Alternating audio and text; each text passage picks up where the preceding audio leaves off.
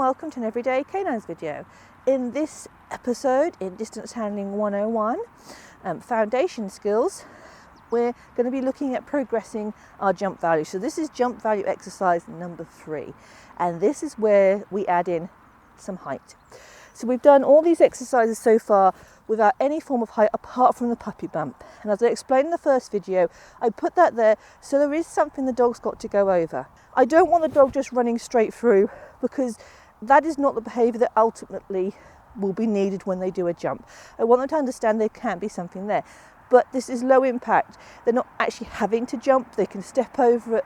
So this is suitable for puppies. When we start adding in height, then it becomes a case of you have to look at the age of your dog. Obviously, if your dog is fully grown, no issue there. If you've got a puppy, then before you start adding in height, you want to wait till, certainly for the lowest height, till they're about 8 months, 9 months, depending on breed. Smaller breeds mature earlier than larger breeds. If you've got a large breed, you're going to want to go to 10 months, maybe a year. With Wagtail, I went around the 8-9 month mark with just a little bit of height. At that point, I knew from the way he acted in everyday life that he wasn't even going to think about that height. He wasn't going to be even really jumping out. He was really just going to be almost sailing over it.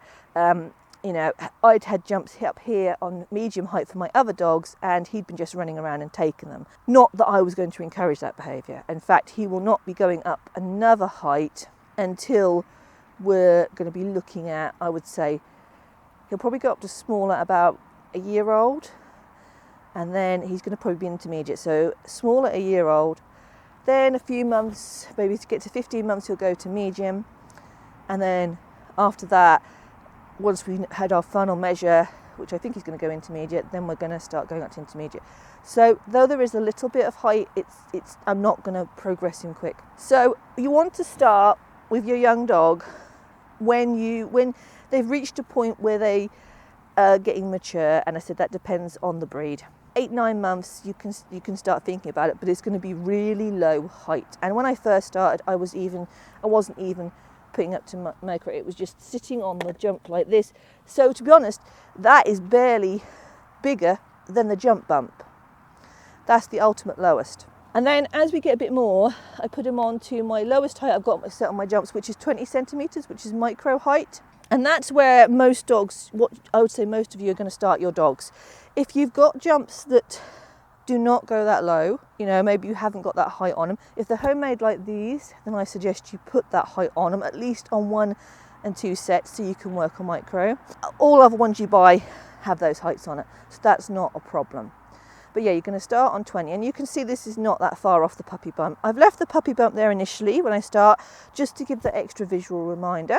And all we're going to do is we're going to play the game, and this time we're going to play it with a pole. What will our dogs do? Now, hopefully, our dogs will simply go over the pole. Now, I should point out that when you're teaching a dog to jump, this is not the only game you will do. You're going to do jump grids, you're going to do all sorts of things like that, but jump grids particularly, to teach a dog how to jump. Some dogs are more natural jumpers than others, but it's important that we help them to get the correct form. So this is not a game to teach jump skills in the sense of how to jump. That is a job for jump grids. But this when we're starting to talk about adding in running at speeds and adding in height, this is obviously what we're going to do for this game, to start adding in that concept that when you're doing this, you actually are going to jump. That's just my little caveat. There's another whole side of things of actually teaching your dog to jump. So if you're doing this and your dog jumps really badly, you need to then look at jump grids. Susan Saylor does a lot of jump grids, but you need to look at jump grids to teach the dog. That's going to be a separate exercise to trying to fix it on here. So don't try and fix bad jumping on this exercise. Now we've got a little bit of height, we're going to do exactly the same as we've done before. This is pretty straightforward. Because we've added in the pole for the first time, supposing we had, we would go back to help the dog because the pitch has changed. Yes. Yes. And then we're going to start working back again. Yes. Yes. And you do all the things you did before. Yes. You put in the value. Yes. You put in your distance. It's all the same, but now there is a pole there. Yes.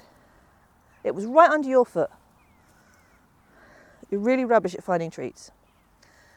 Yes. Yes, good boy. So you can see that's causing wags, no problem.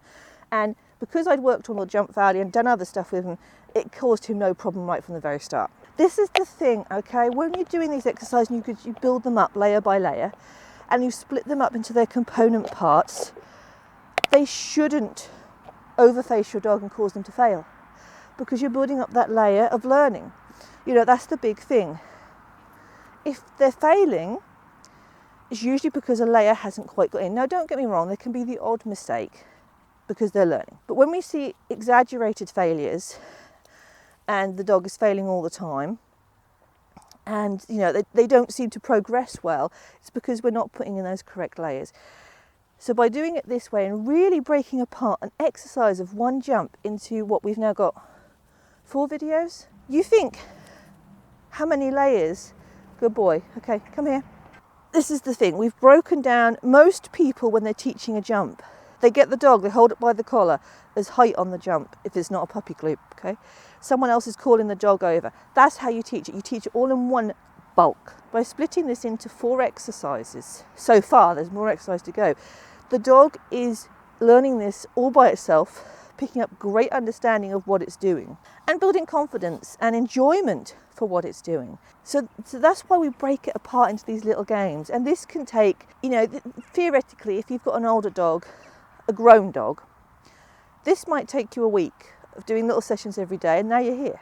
Or it might take you a little bit longer, because if you've got a youngster, you may not be prepared to go up to a height just yet, and they need to say that learning. Puppies can take a little while to get the hang of shaping.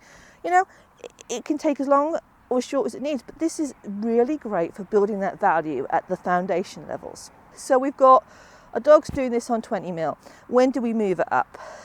I would probably do quite a few sessions on this, make sure my dog is comfortable, add in the distance, make sure there's no mistakes, depending on the level your dog is at. So if this is a retrained dog that already knows how to jump its full height, you're going to go up pretty quick because your dog knows how to jump its full height.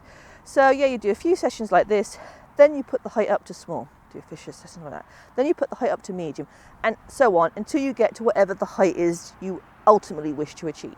That being said, when you're using this as a warm-up exercise, I would always drop to micro. This is meant to be a low-impact warm-up exercise. We don't want to be asking our dog to go full height for a warm-up. When we're training this exercise initially, we build up to full height. If we're using it as a warm-up, drop it again. If you've got a dog like Wagtail, who's a young dog, he hasn't learnt to jump his full height yet, this is not the place to teach them to jump full height. Again, that's on your jump grids. When I've got my jump grid and he's doing small height on a jump grid, and that would be a single jump, set point exercise, learning to do that, then I'd introduce it to this. That would be the point I'd go, right, okay, you know this, now I can incorporate into this exercise. So the understanding of how to jump that height comes first before I introduce it to this exercise. So that's just a way of thinking about how you're going to do your heights. And obviously it's going to be dependent on the age of your dog. You're not going to rush this because we don't want the dogs to be damaged in any way. We want it's, especially if you've got a dog that's going to jump in intermediate or large, that's a lot of height they're going to be doing to. We don't want to do that on a young dog. We want to make sure they're fully matured, fully grown, everything's stable, and that we've built appropriate muscles through jump grid and other exercises for them to be able to do this safely.